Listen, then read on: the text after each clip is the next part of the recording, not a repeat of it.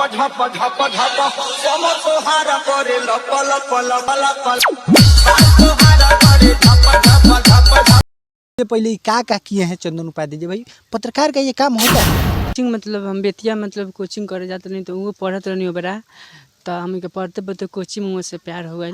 प्यार में मतलब दो तीन साल प्यार चलल। 2017 में प्यार मतलब बहुत गहरी वहाँ से हो गई। तो इससे पहले आप इस लड़की को देखिए, और ये लड़की एक पत्रकार से ही प्यार की थी और पत्रकार ने इसके साथ दुर्व्यवहार करके इसको छोड़ दिया है। उस पत्रकार का नाम है चंदन उपाध्याय। चंदन उपाध्याय को तो शायद आप जानते ही होंगे, जो फ़ोन पे इंटरव्यू लेते हैं। सबसे पहले ये वीडियो आप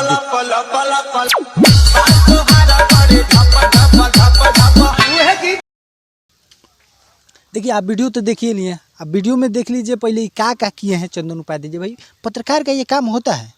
नहीं होता है। पत्रकार का कहीं ना कहीं काम होता है कि सच्चाई दिखाना, लेकिन ये पत्रकार खुद होकर इतना घटिया नीच काम किए हैं, कहीं ना कहीं निंदनीय काम है। क्या हुआ है आपके साथ? देखिए हम 15 साल का रहनी तो हमसे प्यार कर बैठनी। हम कोचिंग मतलब हम बेतिया मतलब कोचिंग करे जाते नहीं तो वो पढ़त रहनी ओबरा तो हम के पढ़ते पढ़ते कोचिंग में से प्यार हो गई। प्यार में मतलब दो तीन साल प्यार चलल। 2017 में प्यार मतलब बहुत गहरी वहाँ से हो गई।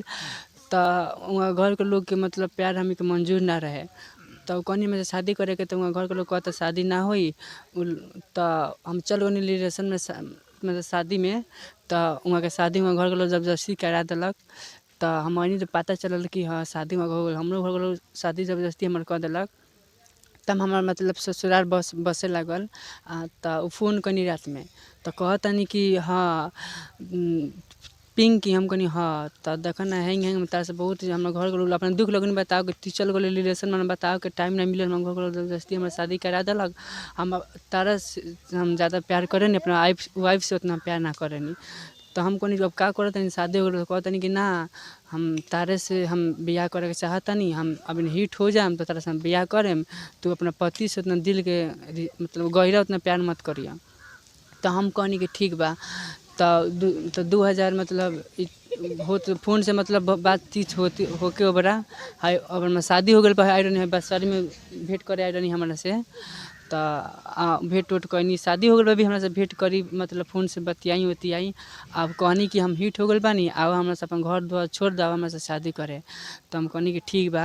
हम देखिए हम अपन पति के छोड़ के चलल बानी, अपना नैयर को छोड़ के चलल बानी। हम मोबाइल स्विच ऑफ कर लेल बानी, वो हमरा के अपन आवत नहीं खी। देखिए बहुत दुख के बात बा। हम बसर घर हमारे उजाड़ दिले बानी। देख लीजिए, ये रो रो कर ये अपने दिल से ब्याह कर रही हैं। कहीं ना कहीं चंदन उपाध्याय जी से ये प्यार की थी और चंदन उपाध्याय जी शायद इनको धोखा दे दिए अपने घर वाले के चक्कर में। तो चंदन उपाध्याय जी, हम आपसे यही कहना चाहेंगे कि आप घर वाले से तो पूछ कर प्यार किए नहीं थे, लेकिन फिर घर वाले से पूछ के शादी आखिर किए तो किए क्यों? इन्हीं से ना शादी करना चाहिए था। यदि आप अपने दिल से प्यार इनसे किए थे तो आप अपने दिल से इनसे शादी कर लेते। क्या सही बात है कि नहीं? सही बात है। देखिए मतलब शादी राउर हो गई हमार हो गई फिर शादी हो गई पर वो बात ना करे के चाहिए। बसर घर वो उजाड़ देनी फिर वो अपन आवत नहीं कि मोबाइल स्विच पर वो कर ले बनी। बताइए, कहीं ना कहीं मानते हैं कि आपका भी शादी हो गया, इनका भी शादी हो गया था, लेकिन उसमें बीच बीच में आप जो ये सब भेंट मुलाकात बंसवारी में भेंट कर रहे हैं, रूम में बुला के भेंट कर रहे हैं, इधर उधर ये सब गंदा काम कर रहे हैं। उसके बाद में जब ये सब इनका भी घर उजड़ गया, आज ससुराल वाला छोड़ दिया है लोग, तो आज आप अपना नहीं रहे, इनको छोड़ दिए हैं। तो ये कहाँ का न्याय है भाई? आप ही कुछ कहिए।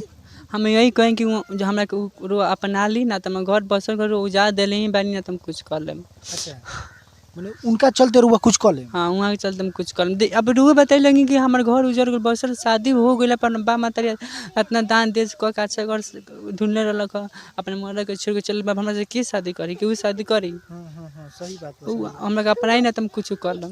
देखिए चंदन उपाध्याय जी, रउआ यहाँ के केहूँ अपना ली आ ना तो ये कुछ कर लेम तो रउआ बाद में फंस जाए के पड़ी। ठीक बा नू?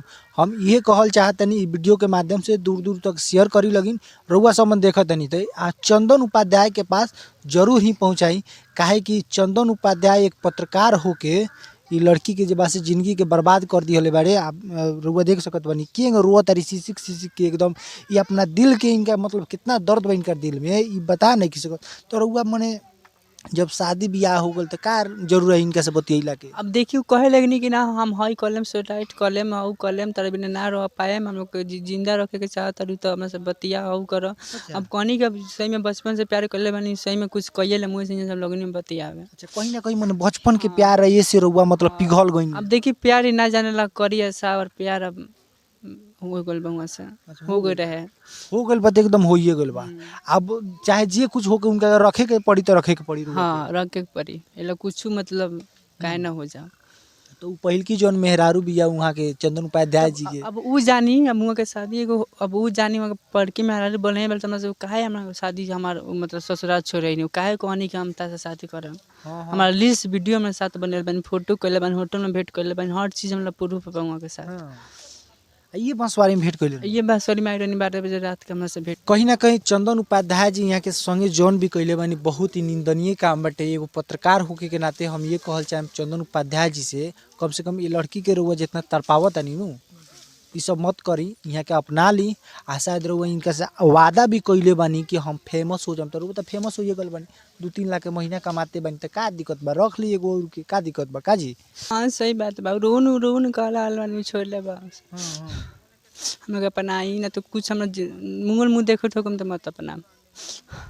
देख ली चंदन उपाध्याय जी लड़की रुआ प्यार में इतना ना पागल हो गई बड़ी जो उनकी मरे पर तैयार हो गई बड़ी। काहे कि और बाड़ी कौना लायक कि घर के ना घाट के इनका जिंदगी बीच में अटक गई बा। काहे कि अपन ससुरारो छोड़ दिल बड़ी ना ससुर पति के हम शादी कर देखे सुने तनी हमरा पति के छोड़ देला बानी मैं पति को छोड़वा देला बानी।